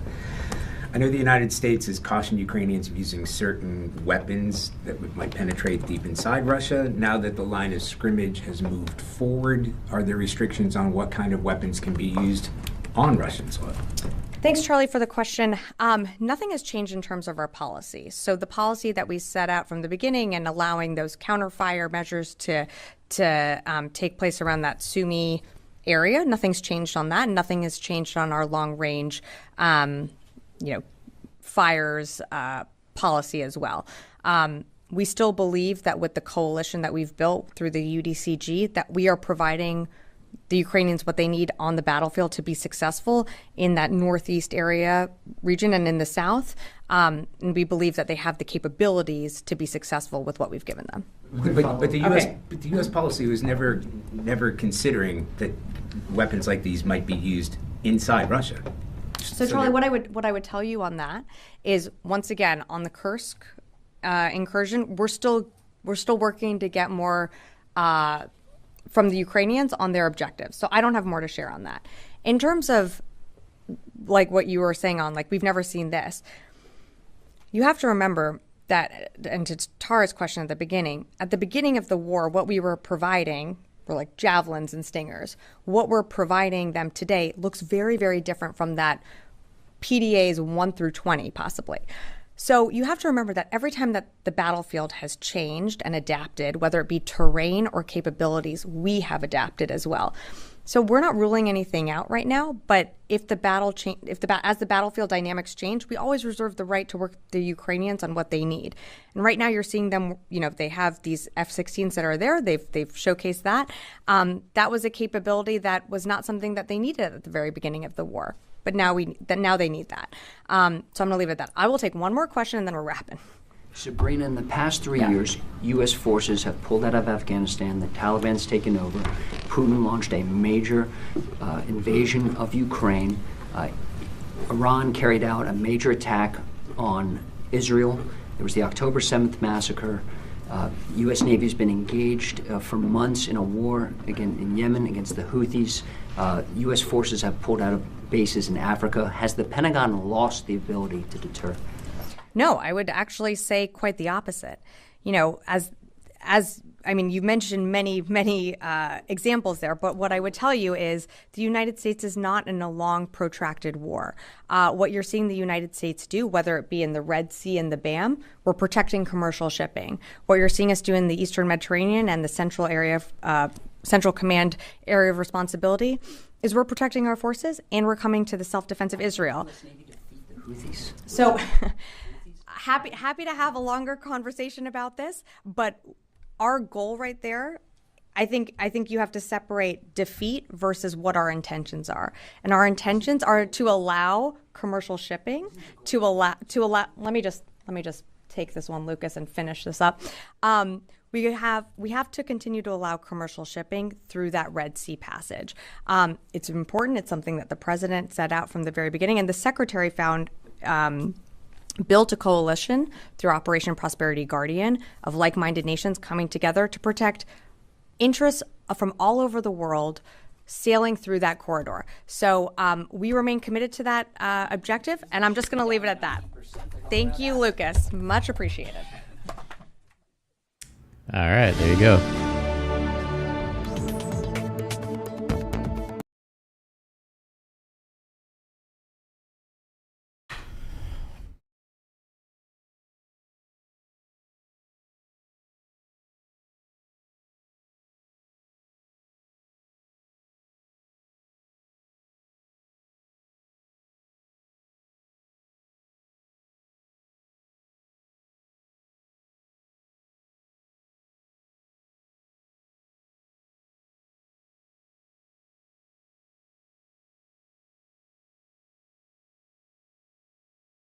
All right, so Trump's going to speak in about an hour. So I'm going to take a break here and then come back and watch Trump take questions from journalists. So I'll be back.